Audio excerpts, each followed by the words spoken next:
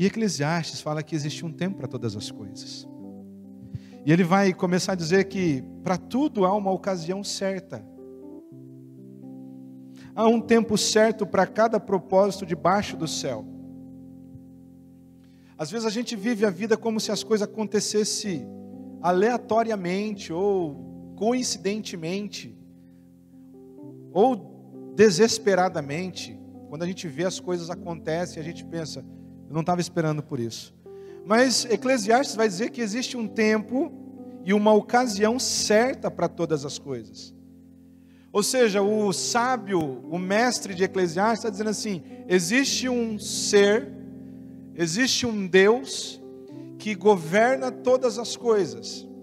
Existe alguém que tem o controle de todas as coisas e que estabelece o tempo certo para todas as coisas. Por isso que nós aprendemos de cara com esse texto, é que o que você está vivendo agora, querido, não é nada por acaso. O que você tem vivido hoje, nesse tempo que se chama hoje, é algo que possui um propósito muito maior daquilo que você está enxergando. E é natural nós nos desesperarmos com aquilo que nós estamos enxergando, porque a nossa visão é limitada, a nossa visão é curta. Nós somos aquele motorista que está numa estrada e só conseguimos enxergar os próximos 200 metros à frente. Nós não sabemos o que tem depois da curva, nós não sabemos o que tem depois da subida, e é natural que nós vamos nos desesperando. Mas o texto diz, existe um tempo certo para toda ocasião. O que você está vivendo agora, querido, é o tempo certo para você estar vivendo isso. Se é provação, alegre-se na tribulação, porque a Bíblia diz que o Senhor não dará para você uma provação maior daquela que você pode suportar. Antes, Ele vai dar um escape para você, porque a provação é natural, mas o escape é sobrenatural, porque você vai passar e você vai ver a saída de forma sobrenatural, porque o Senhor diz, antes, Ele vai lhe dar um escape. Se é alegria, você precisa se alegrar no Senhor, porque toda boa dádiva vem de Deus. Nada, querido, vem para que você seja aquele que tem todo o mérito, mas tudo vem de Deus. Toda boa dádiva vem do Senhor. Ninguém recebe nada se do alto não lhe for dado. A sabedoria está dizendo, existe um tempo para cada coisa e um propósito. Às vezes a gente fica perguntando, questionando por quê. Mas a palavra de Deus diz que todas as coisas é para um propósito. E nós devemos mudar a pergunta. Senhor, para que eu estou vivendo o que eu estou vivendo? E esse tempo é caracterizado por ações. Existe tempo de nascer, existe tempo de morrer, tempo de plantar, tempo de arrancar o que se plantou, tempo de matar e tempo de curar, tempo de derrubar e tempo de construir, tempo de chorar, tempo de rir, tempo de prantear, tempo de dançar, tempo de espalhar pedras e tempo de ajuntá-las, tempo de abraçar e tempo de se conter, tempo de rasgar, tempo de procurar, tempo de desistir, tempo de guardar e tempo de jogar fora, tempo de rasgar, tempo de costurar, tempo de se calar. Depois vem o tempo de falar. Tempo de amar. E tem tempo também que nós vamos odiar. Tempo de lutar. E tempo de viver em paz. Qual é o tempo que você está vivendo hoje, queridos? Qual é a ação que você tem feito continuamente no tempo que se chama hoje? Você tem plantado, você tem colhido, você tem ajuntado, você tem espalhado, o que você tem feito hoje? Por que é importante você saber disso? Porque a ação que você está fazendo continuamente hoje, ela não pode ser uma ação feita de forma aleatória na sua vida. Porque você precisa entender, se você está plantando, a palavra de Deus diz que o tempo é de plantar, mas existe um propósito para isso. Se você está nesse tempo agora, ajuntando as coisas, é tempo de ajuntar, mas a Bíblia diz que existe um propósito para isso. Ou você está vivendo a vida por viver, fazendo as coisas por fazer, e talvez fazendo continuamente as mesmas coisas, mas você não vê propósito. E aí você se torna aquele que nunca se satisfaz. Se você está enchendo os seus celeiros de forma sem propósito, num determinado momento você vai achar que fez tudo e que agora a sua alma pode descansar. E de repente você vai entender que você é um louco. Essa noite pedirão a sua alma. E o que você tem guardado? Existe um tempo, querido, para todas as coisas. Existe um tempo também de você chorar. Existe um tempo para você chorar, para você colocar aos pés do Senhor aquilo que aflige o teu coração. Mas como a palavra diz, a esperança, a alegria vem pela manhã. Ainda que você esteja passando um tempo triste, um tempo frio, quando você espera no lugar correto, quando você coloca o teu coração no lugar certo, a promessa é que a alegria vem pela manhã. O choro pode durar uma noite, e essa noite nós podemos entender como uma medida de tempo, que vai talvez ser alguns dias, mas a esperança que nós temos em Cristo Jesus é que a alegria vem pela manhã, e ela vem. E quando a alegria brilhar, o sol brilhar de volta na sua vida, querido, é tempo de celebrar, é tempo de agradecer, é tempo de nos alegrar com tudo aquilo que o Senhor tem feito. Talvez é tempo de desistir de algumas coisas, queridos, que você tem insistido, e você tem se ferido até com essas coisas. Você tem causado dano para você, mas você, por uma questão pessoal, você tem insistido em coisas que o Senhor já mostrou para você que não é, e você quer, mas a palavra diz que existe um tempo de desistir, e um tempo de jogar essas coisas fora.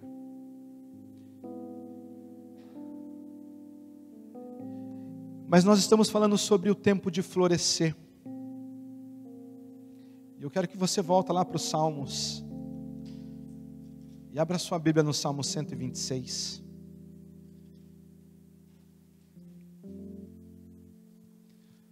Quando a gente olha para essa perspectiva do tempo, esse Salmo tem muito para nos ajudar.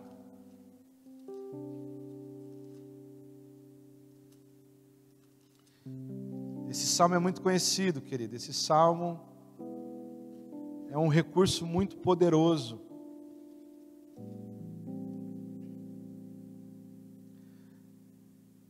Nós estamos falando de tempo de florescer. E esse Salmo traz para nós uma perspectiva em 3 movimentos.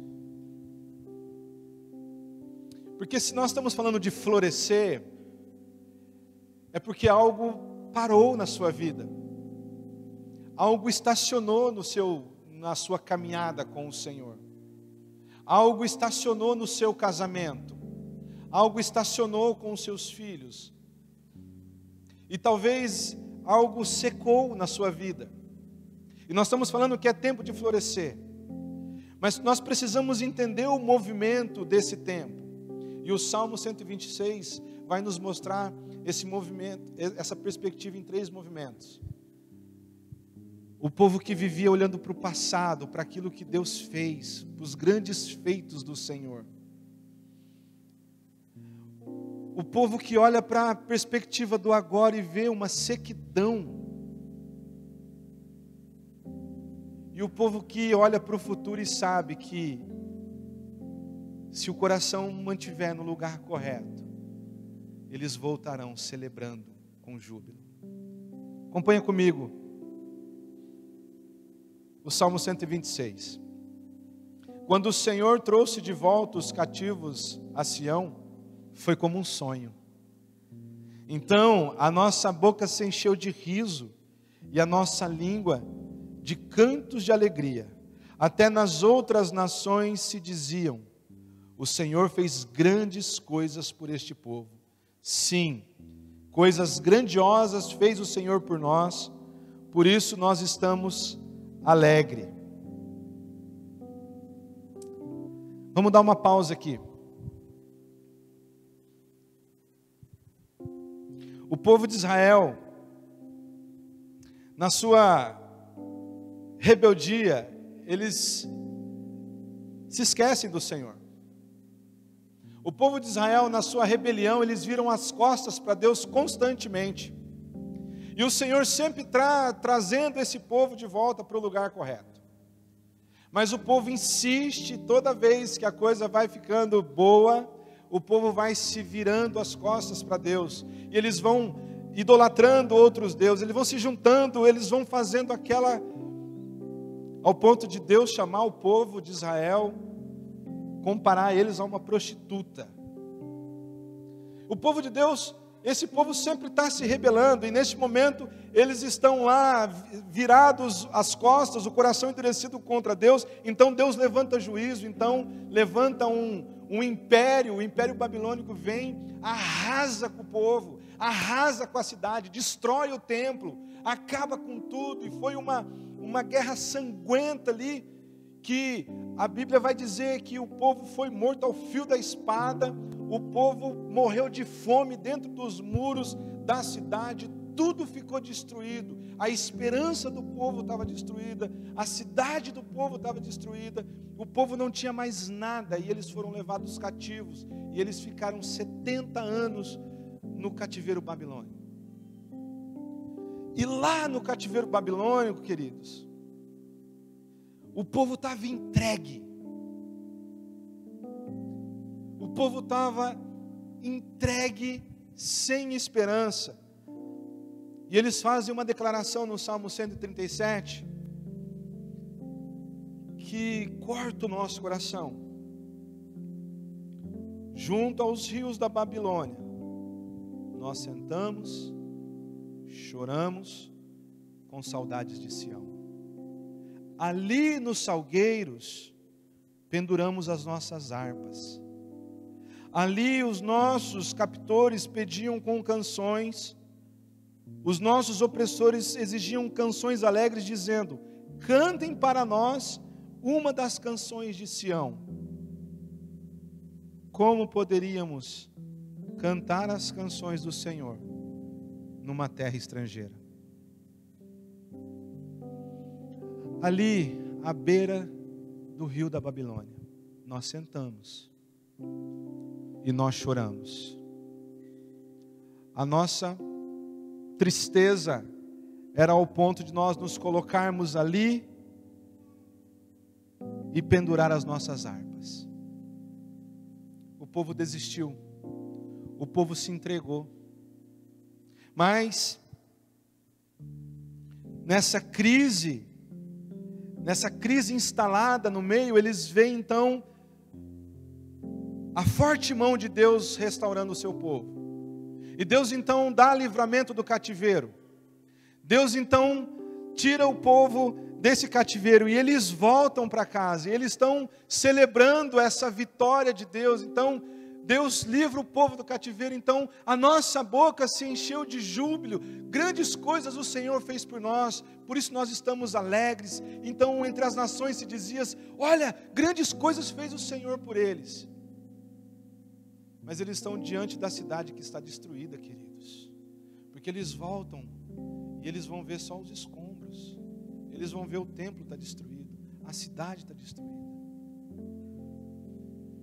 E nessa estagnação da vida, nessa crise do coração, a gente precisa entender que é tempo de florescer.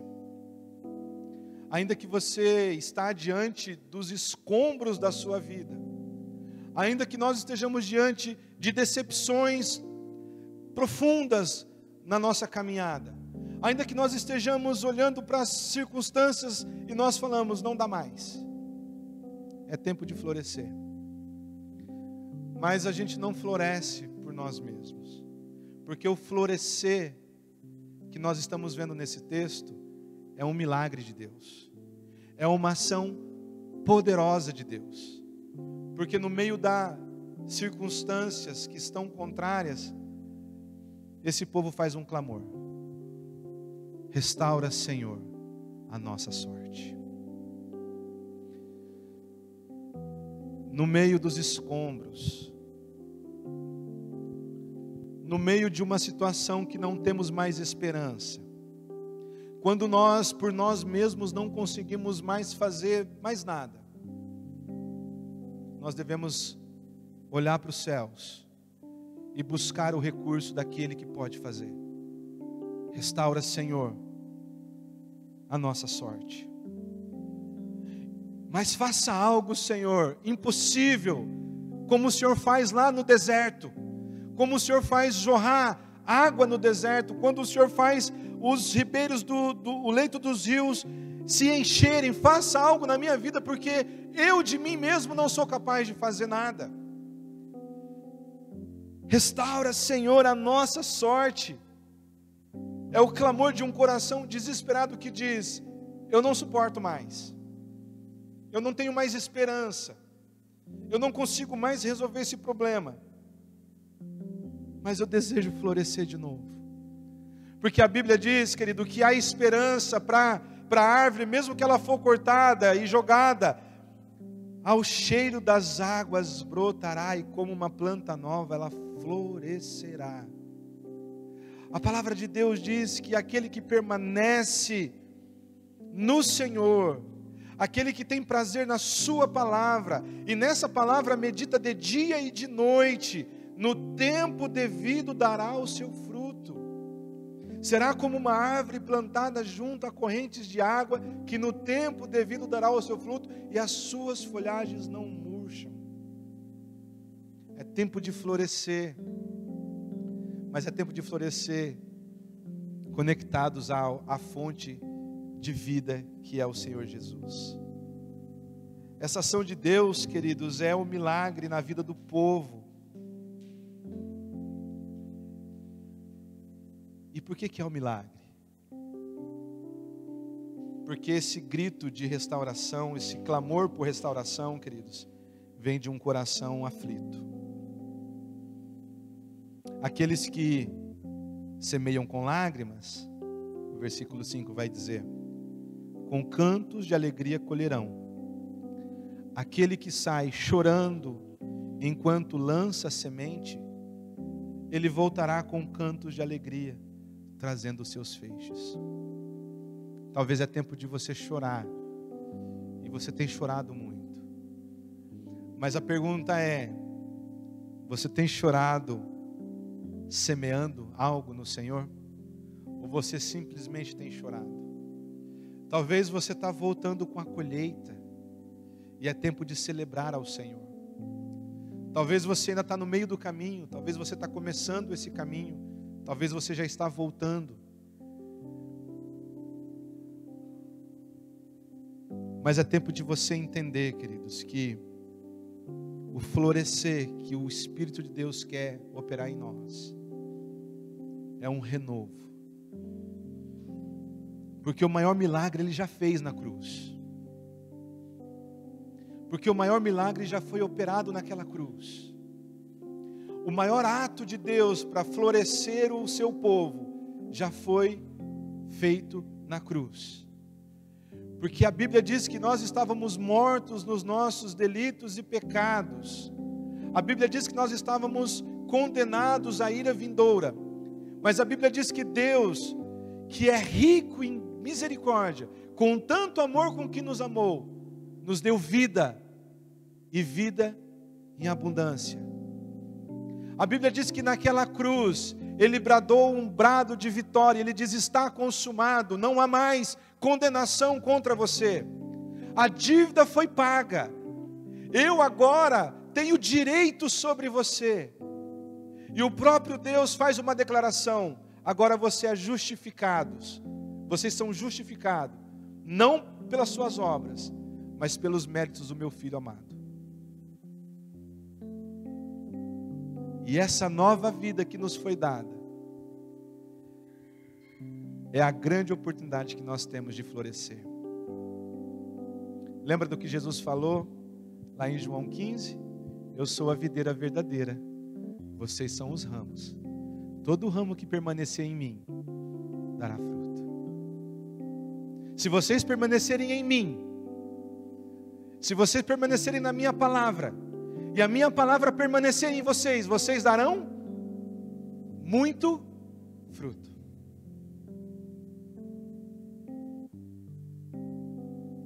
Você quer florescer? Você quer florescer na sua casa? Você quer florescer no seu trabalho? Você quer florescer na sua igreja? Você quer viver esse novo?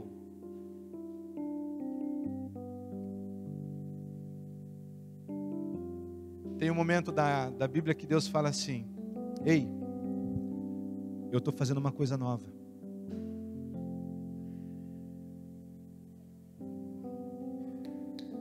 Vocês não perceberam ainda?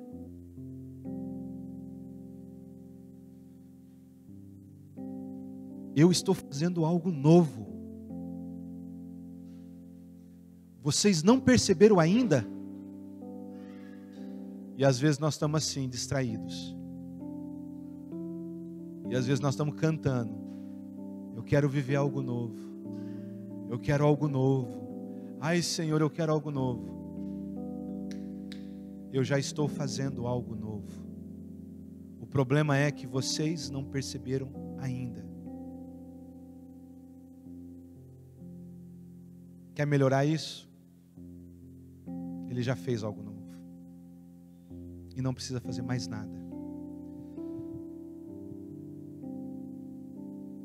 O que nós devemos fazer para fazer as obras que o Pai deseja? As obras que o meu Pai deseja é essa: que vocês creiam naquele que me enviou. É tempo de florescer. É tempo de florescer no tempo de chorar. É tempo de florescer no tempo de se calar. É tempo de florescer no tempo de abraçar. É tempo de florescer no tempo de estar separado, de estar longe. É tempo de florescer, como diz a palavra do Senhor, em tempo e fora de tempo. Queridos, nós tivemos aqui uma experiência muito linda ontem. E nós fomos assim, surpreendidos por diversas histórias aqui ontem. Diversas histórias profundas, histórias que mexem com o nosso coração. E a pergunta que eu digo para você, que eu faço para você é: você tem buscado florescer no Senhor, para que você possa ser um instrumento para que novas vidas venham florescer? Eu sei, queridos, que nós temos uma vida tão agitada, tão corrida, tão marcada por tantas coisas, mas o Senhor está nos chamando para hoje. O tempo de hoje é tempo de florescer para a glória de Deus. É tempo de florescer na palavra de Deus. É tempo de florescer na comunhão com Deus.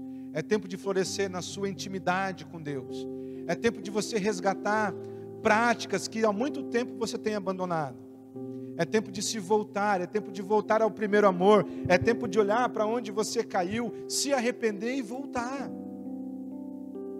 Porque o Senhor nos espera. E Ele disse que tem um tempo para todas as coisas. Por isso eu não podia deixar de falar sobre isso hoje.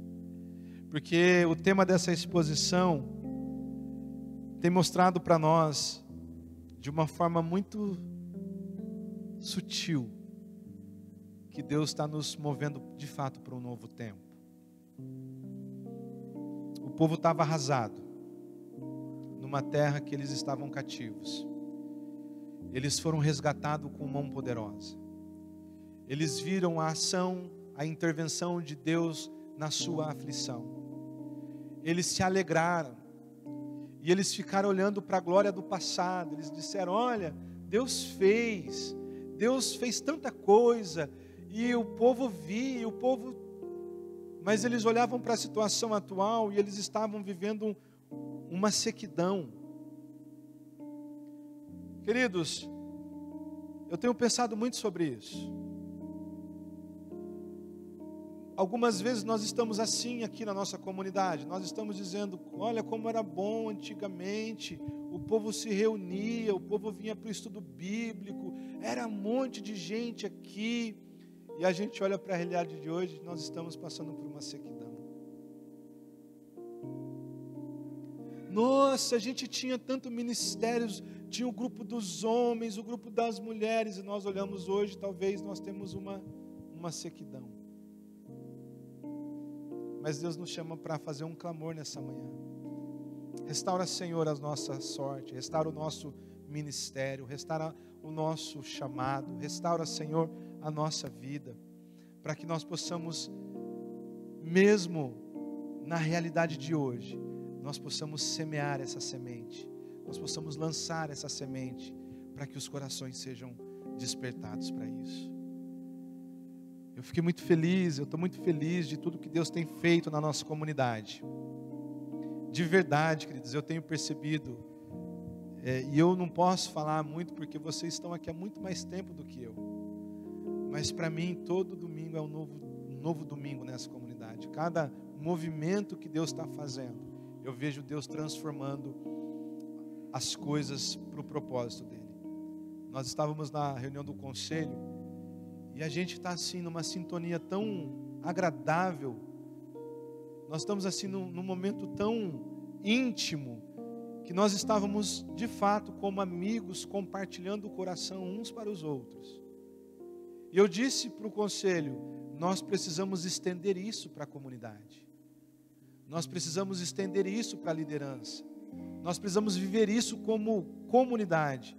Ao ponto de você estar aqui, queridos, num lugar seguro, onde você tem condições de abrir o seu coração para pessoas que você sabe que não vão julgar você, que não vão apontar o dedo para você, não vão ser conivente com o seu pecado, mas vão estar dispostos a te ajudar a caminhar. É tempo de florescer. É tempo de viver em novidade de vida. É isso que nós temos aprendido no livro de Efésios. A sermos a nova sociedade de Deus. A sermos esse povo diferente. A sermos esse povo que vive de forma totalmente diferente desse mundo. E vale muito a pena.